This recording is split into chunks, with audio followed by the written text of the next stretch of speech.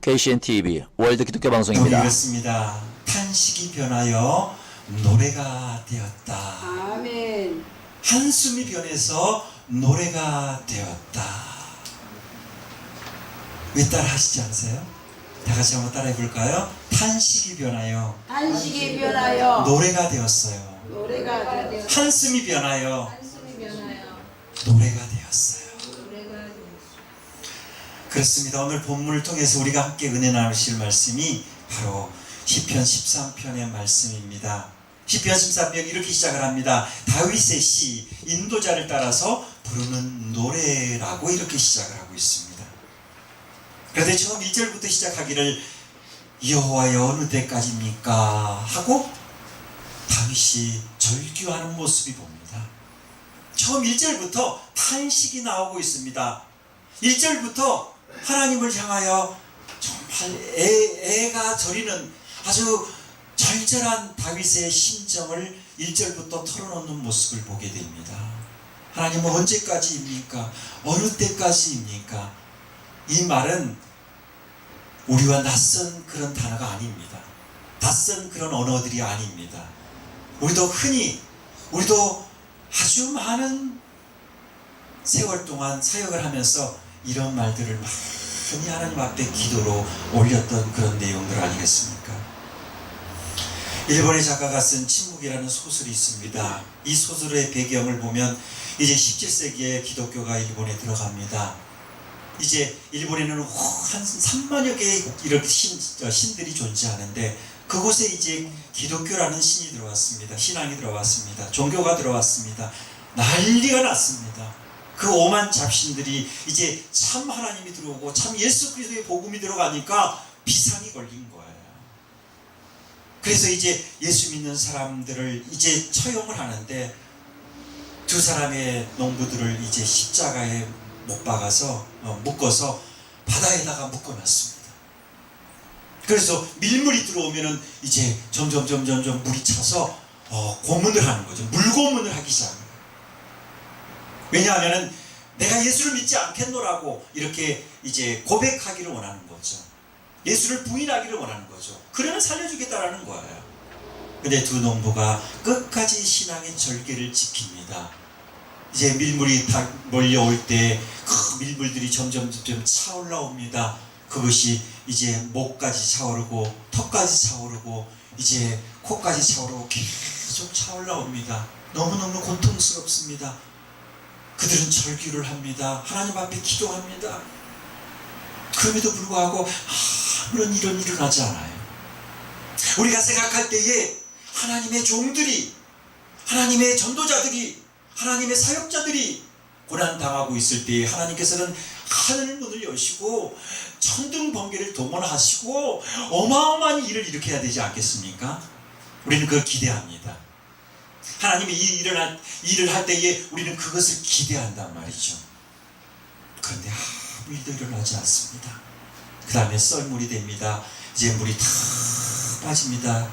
두 사람의 크리스천은 힘없이 맥없이 이제 거의 목숨만 남아 있습니다. 겨우 숨을 몰아쉬고 있습니다. 그런데 아무도 도와주지 않습니다. 도울 수도 없습니다. 그래 또 다시 밀물이 들어오면은 이제 그들은 물속에 수장되어 버리고 맙니다. 그리고선 그들은 그들의 영혼이 아버지께로 가는 모습을 보게 됩니다. 근데 이 작가는 그 모습을 보면서 아니 왜 하나님은 저렇게 침묵하실까? 당신의 자녀가 저렇게 죄 없이 죽어가는데 왜 또 하나님께서는 아무런 일도 행하지 않으실까? 고민하기 시작을 합니다. 하나님께서는 왜 침묵하시는 것일까? 때로는 이 작가는 갈등이 일어나기 시작합니다. 분명히 성경을 펼쳐보면 하나님께서는 이제 바다에 길을 내시는 분이고 사막에 길을 내시는 분이고 바위를 터뜨려서 생수를 내시는 분이고 또한 만나와 메추라기로 그 자녀들을 먹이셨던 그 하나님, 기적의 하나님, 능력의 하나님. 그런데 왜 하나님께서는 침묵하셨냔 말이죠. 이 작가는 침묵하시는 하나님을 향하여 아주 가슴속에 번뇌가 일어나기 시작합니다. 과연 하나님은 존재하시는 것일까? 과연 성경 말씀대로 하나님은 존재하고 계시는 것일까? 의심이 들기 시작합니다. 또 한 가지 의심은 그렇습니다. 왜 하나님은 침묵하실까? 그리고 또 하나님은 어디 계시는 것일까? 이 의구심이 생기기 시작합니다. 그러면서 이 책은 진행이 됩니다.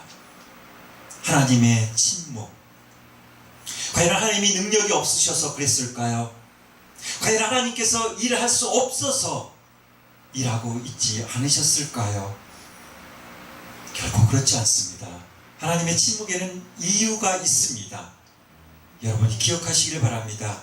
여러분이 기도할 때에, 여러분이 사역을 감당하다가 아무리 철야기도 하고 금식기도 하고 작정 기도를 해도 하나님께서 때로는 응답하지 않을 때 있지 않습니까? 아무것도 보여주지 않습니다. 눈에 보이는 것이 없고 귀에 들려지는 아무 소리가 없습니다.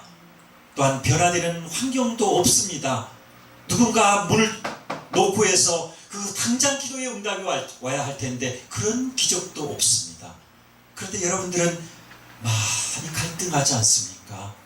정말 믿노라고 하면서, 아니 주님의 종이라고 하면서, 주님의 일꾼이라고 하면서도 우리는 그런 갈등 속에 놓여 있을 때가 있지 않습니까? 바로 이 작가가 그런 마음으로 이 책을 쓰기 시작을 합니다. 도대체 하나님은 어디에 계신 겁니까? 나의 이 어려운 상황, 내 지금 이 절박한 상황, 하나님은 과연 보고 계십니까? 그는 그렇게 호소하고 있는 모습을 봅니다. 도대체 언제까지 기도해야 되는 겁니까? 언제까지 또한 내가 기다려야 하는 겁니까? 우리 푸념하지 않아요. 푸념을 합니다. 넋두리 합니다. 그래서 여기에서 본문에 나오는 언제까지입니까? 라는 말씀이 히브리어서는 아드아나 라는 표현입니다. 아드아나. 이 말은 언제까지입니까? 이런 뜻인데 하나님의 침묵의 이유를 분명하게 이제 말을 호소해주고 있는 말입니다. 시편 70편 5절에도 보니까 하나님의 침묵이 나옵니다. 너는 차와 기다려라. 근데 하나님의 시간을 우리는 알 수 없기 때문에 조급합니다. 성급합니다. 하나님께서 75세에 아브라함을 찾아옵니다. 내가 너희 자녀들을 하늘의 별같이 땅의 모래알같이 많게 하리라. 내가 너희의 열국의 아비가 되게 하리라라고 아브라함에게 약속을 해주십니다. 기다립니다. 믿음을 가지고 기다립니다. 기대합니다. 그런데 5년이 지나고 10년이 지나고 20년이 지나고 시간이 지나도 아무런 하나님의 응답은 나타나지 않습니다. 이럴 때 아브라함이 어떤 일을 행하게 됩니까? 사람의 방법으로 하나님의 그 약속을 이루려고 합니다. 오늘날에 우리의 실수가 여기 있는 겁니다. 하나님께 약속받았다고 해서 인간의 방법을 사용해 보려고 하는 거예요. 인간의 노력으로, 인간의 수단으로 하나님의 역사를 이루려고 하는 그런 일들이 너무 많다라는 겁니다. 오늘날 교회의 부흥, 과연 하나님에 의한 부흥입니까? 아니요. 사람의 노력에, 사람의 수단과 방법에 의한 부흥의 모양이 더 많지 않습니까? 하나님께서 그걸 원치 않습니다. 하나님의 방법으로 일하기를 원한다는 거죠. 오늘 본문에도 이제 그 내용이 나오고 있는 것 아니겠습니까?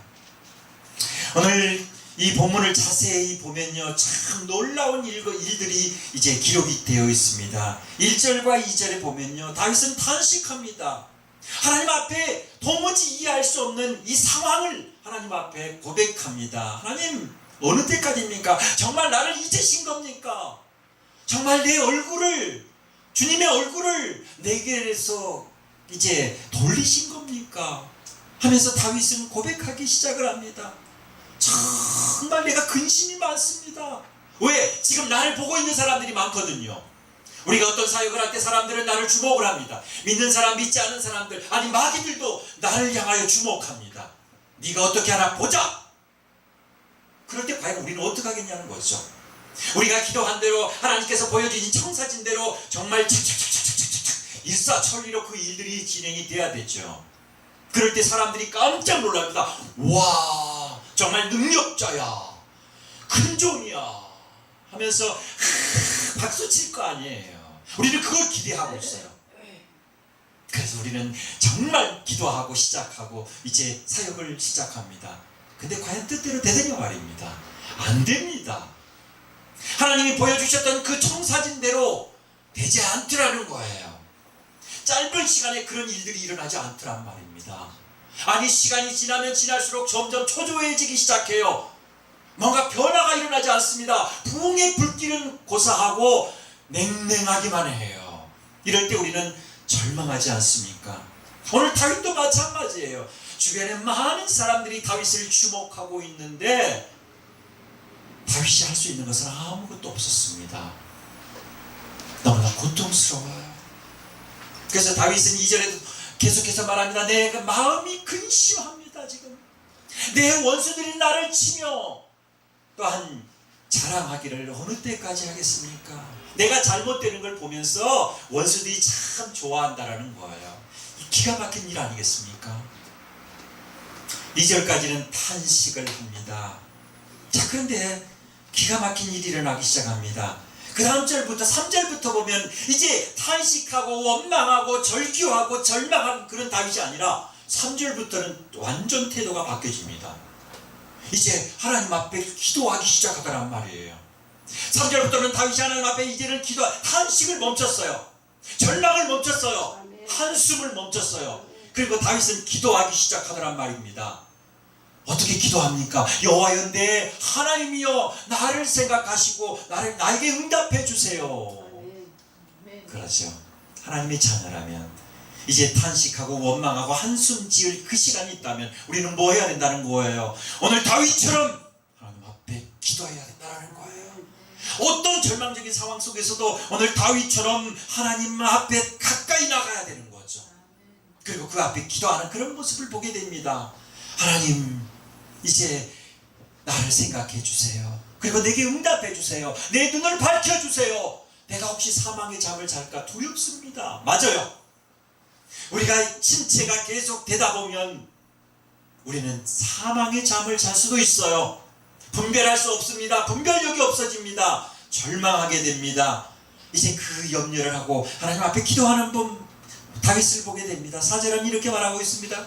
두렵게 나의 원수가 이르기를 내가 그를 이겼다 할까오며 내가 흔들릴 때에 나의 대적들이 기뻐할까 합니다. 하나님 앞에 내어 맡겨버리는 다윗을 보게 됩니다. 정말 멋진 신앙 아니겠습니까? 흥하든지 망하든지 잘 되든 잘 못되든 건강할 때든지 병들었든지 이제 하나님 앞에 나의 모든 것을 맡겨버리는 이 다윗, 참으로 놀라운 믿음의 사람입니다. 왜 하나님께서는 이 다윗을 통해서 이런 이제 고난의 용광로를 통과하게 하실까요? 하나님께서 이 고난을 계속하게 하시는 것은 욥기서 23장 10절에 보니까 그러나 내가 가는 길을 그분께서 아신다. 하나님은 내 가는 길을 지금 그분이 아신다는 거예요. 하나님이 아신다라는 거예요. 내 형편과 처지를 하나님께서는 아신다라고 그렇게 말하고 있습니다. 왜요? 그가 나를 이제 연단한 후에 정금같이 나오게 하려고 주님께서는 나를 지금 이 침묵 속에 던져 넣었다라고 이렇게 고백하고 있는 겁니다. 여러분의 기도가 응답되고 있지 않습니까? 그렇다면 하나님께서는 지금 일하고 계시는 겁니다. 아멘. 하나님이 침묵하실 때 그때는 하나님이 일하실 때란 말입니다. 아멘. 그리고 점점 더 나아갑니다. 이제 4절에 5절부터 보니까 다윗이 기도하고 그 다음부터는 그 기도가 변합니다. 어떻게 변해요? 찬양으로 변합니다. 탄식하던 다윗, 한숨 짓던 다윗이 하나님 앞에 기도합니다. 하나님의 자녀이기 때문이죠. 하나님의 종이기 때문이죠. 그거 다시 더 나아가서 그는 하나님 앞에 이제 찬양하기 시작합니다. 하나님께서는 황소를 드리는 것보다 찬양 받기를 원하시지 않습니까? 황소가 뭡니까? 제사예요. 예배예요. 그러나 하나님께서는 오늘 이 시간에 우리에게 요구하기를 원합니다. 너희의 찬송 듣기를 원한다. 내가 너희를 지은 목적이 나를 찬양하기를 원한다 라고 말하고 있습니다. 이제 다윗은 비로소 하나님을 찬양하게 됩니다. 다윗을 지은 목적대로 다윗은 이제 하나님을 찬양하게 됩니다. 찬송가 455장 보니까 전날의 한숨이 변하여 내 노래가 되고 전날의 고통이 변하여 내 축복이 되었다라고 그 찬송가는 그렇게 나아가고 있습니다. 바로 여기까지 이르기를 원합니다. 하나님께서는 우리가 절망하고 고통 가운데에서 또한 실패자로서 주저앉아 있기를 원하지 않습니다. 오늘 하나님께서는 우리를 향하여 이제 찬송의 자리까지 나아오기를 원하고 있단 말입니다. 나는 과연 어떤 모습으로 지금 살아가고 있습니까? 내 사역이 잘 안 된다고 해서, 내 사역이 뜻대로 되지 않는다고 해서 혹시 포기하고 싶은 그런 마음들이 자꾸 일어납니까? 오늘 주님께서는 말합니다. 찬송하여라. 내 이름을 찬송하여라. 아멘. 자, 이제 오늘 본문을 통해서 구체적으로 살펴보려고 합니다. 첫째는 탄식하는 다윗입니다. 오늘 1절과 2절에 보니까 다윗은 탄식하고 있습니다. 그 탄식의 내용이 뭐라고요? 아무리 기도해도 하나님의 응답이 없기 때문입니다. 다윗의 탄식의 내용은 아무리 기도해도 환경이 변하지 않는 것에 있었습니다. 탄식의 제목들이 바로 그렇습니다. 언제나 환경 속에서 오지요. 그래서 우리가 환경에 따라서 우리의 신앙도 믿음이 있었다가 믿음이 없었다가 확 변하죠. 우리의 환경은 정말 무섭습니다. 그래서 우리가 환경을 다스리고 정복하지 아니하면 우리는 환경에 따라서 우리의 믿음이 좌지우지 되어버리고 많은 모습을 보게 됩니다. 오늘 다윗도 역시 마찬가지입니다. 다윗의 삶 속에서 그 환경이 얼마나 혹독했던지, 다윗이 당하는 그 고난, 그 환난, 그 아픔이 얼마나 컸던지 다윗은 하나님 앞에 그 탄식의 기도를 올리고 있지 않습니까? 오늘 마태복음 13장에 보니까 이런 말씀을 하고 있습니다. 4가지 밭이 있다. 때로는 길가와 같고, 때로는 돌짝밭과 같고, 때로는 가시떨기만 밭 같다. 그런데 또 때로는 옥토 같은 밭이 있다고 말하고 있습니다.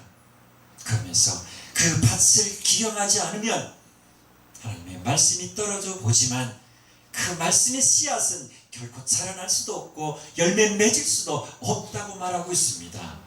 오늘 많은 사람들이 말씀합니다. 그래서 말씀 좋은 것을 사모합니다. 말씀을 기대합니다. 정작 중요한 것은 어디에 있단 말입니까? 밭에 있더란 말이에요. 하나님의 말씀은 1.1도 변하지 않습니다. 하나님의 말씀은 옛날이나 지금이나 영원토록 똑같은 말씀이에요. 그런데 내 밭이 문제가 있더란 말입니다. 근데 그것은 생각하지 않습니다. 말씀의 은혜가 안 되면은 마치 설교자가 말씀 잘못 전한 것처럼 그렇게 말을 합니다. 뭔가 문제가 심각하지요. 오늘 다윗도 마찬가지입니다. 다윗을 이제 목동 시절에 다윗을 불러서 왕으로 세우겠다 했을 때 얼마나 기분이 좋았을까요? 자기는 왕의 제목이 아닌데 이제 왕이라고 기름을 부어주니 잠깐만 오늘날 말로 하면 막 기분이 찢어졌을 거예요. 그렇죠? 그런데 당장 이제 목동에서 왕으로 세워졌으면 얼마나 좋겠습니까마는 하나님께서는 때를 기다리고 계십니다. 분명히 왕으로 세우시겠다고 해놓고선 그때부터 무슨 훈련이 시작됩니까? 고난과 역경의 시간, 이제 그를 갈고 닦는 시간, 훈련시키는 시간이 시작이 되더란 말이죠. 그 과정을 통과하지 않고서는 도저히 왕이 될 수가 없어요. 하나님께서는 제목이 되기 위해서는 다 갈고 닦는 그런 시간들이 필요해요. 아멘. 훈련의 시간이 반드시 있어야 된다는 거예요. 근데 우리는 그 고난의 잔을 옮겨달라고만 계속 기도합니다. 하나님 이 환경을 바꿔주세요 라고 그렇게만 기도합니다. 그러나 하나님의 응답은 어디에 있습니까? 네가 바뀌면 된다 라고 말을 하고 있습니다. 내가 바뀌면 다 바뀌는 건데 환경이 바꿔지기만을 우리는 계속해서 기도하고 있는 그런 모습을 보게 됩니다. 오늘 다윗이 당하는 고난이 어떤 것인지는 성경에 자세히 기록이 되어 있지 않습니다. 그러나 다윗 주변에는 많은 원수가 있습니다. 다윗이 왕이 되지 못하게 하기 위해서 사실은 사단의 많은 계계가 있었죠. 하나님께서는 사람 막대기를 통해서 이제 하나님의 종들을 훈련시키는 모습을 보게 됩니다.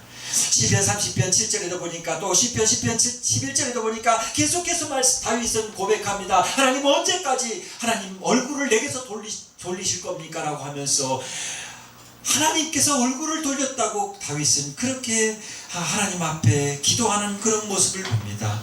우리 기도가 응답되지 않을 때 우리는 그런 넋두리 할 수 있습니다. 하나님 과연 내게서 떠난 것입니까?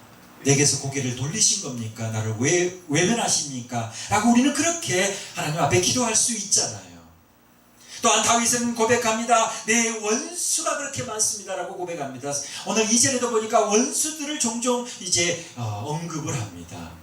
이 원수라는 것은 영적인 원수도 있고 또한 육적인 원수도 있고 다양한 원수들이 다윗 주변에는 있었던 것을 우리는 볼 수가 있습니다. 시편 25편 19절에도 보니까 내 원수를 벗어서 저희가 많고 나를 심히 미워합니다라고 다윗은 그렇게 하나님 앞에 고백합니다.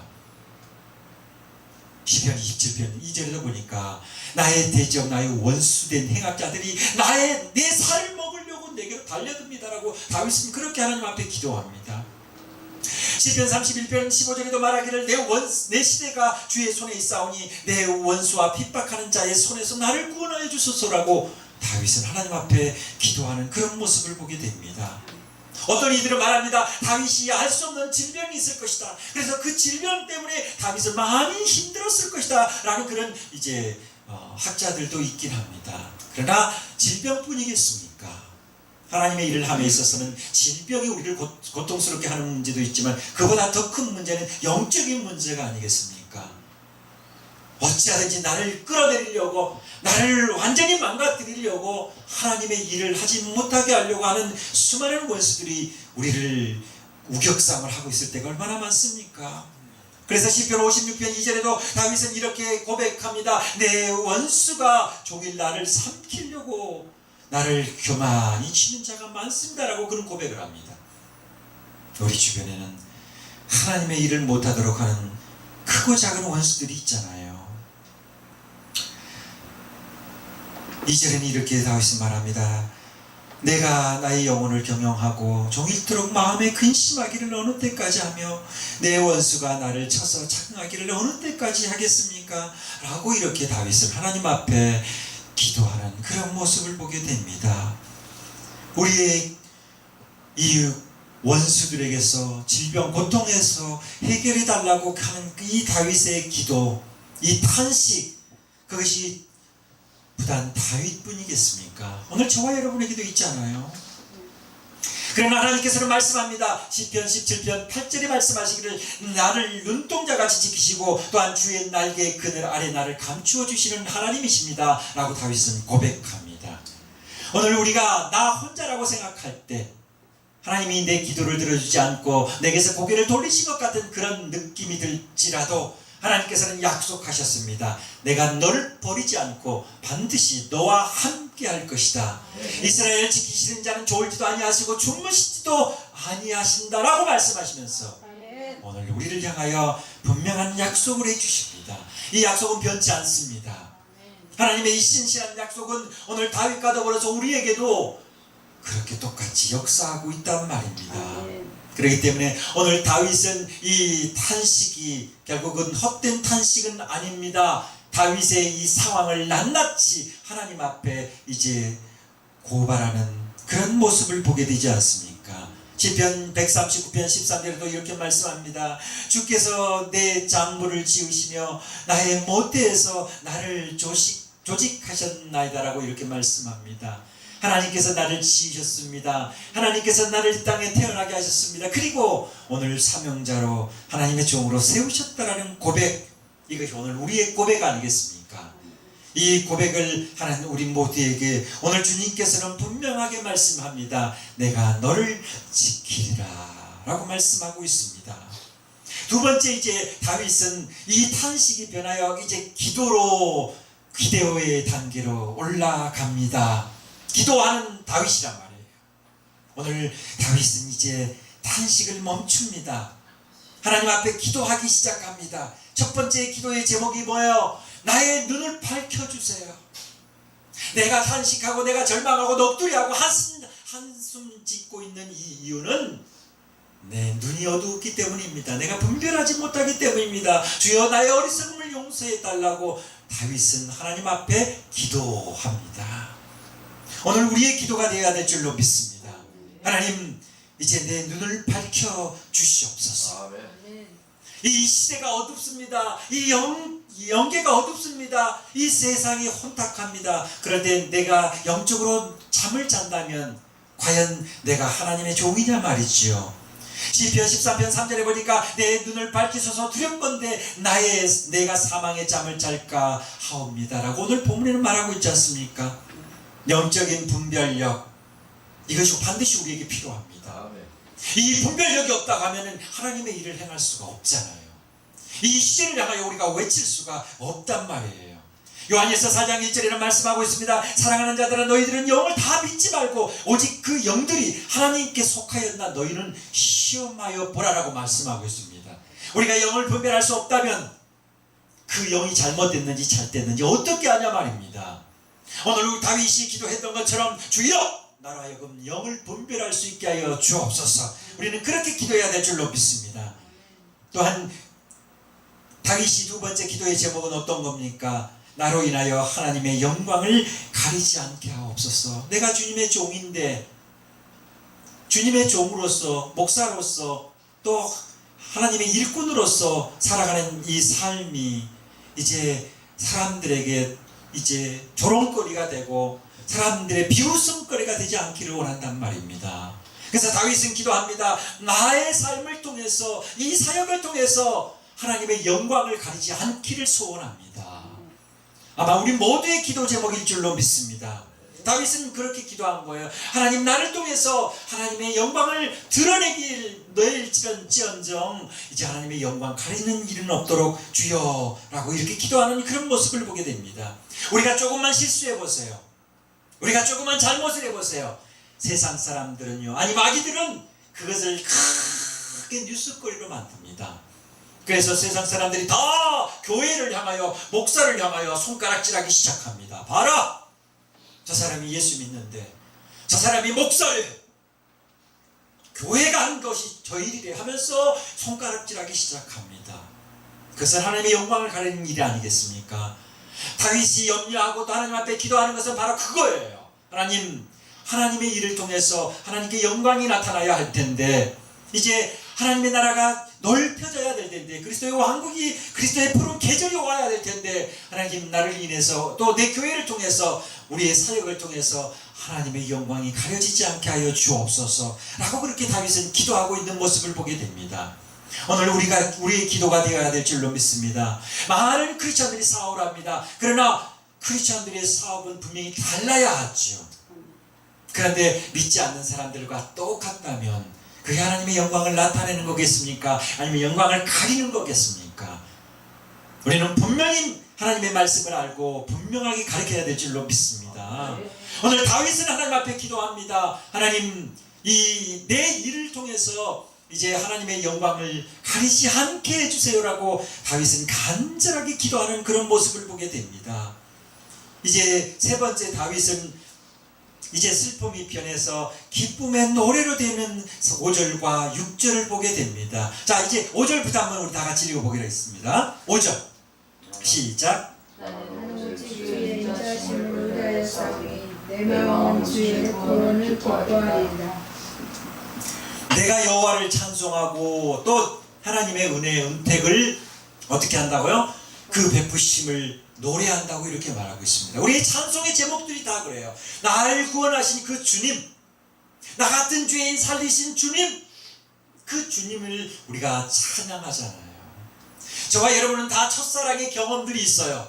예수님을 처음 만났을 때 우리는 그것을 첫사랑이라고 표현을 합니다.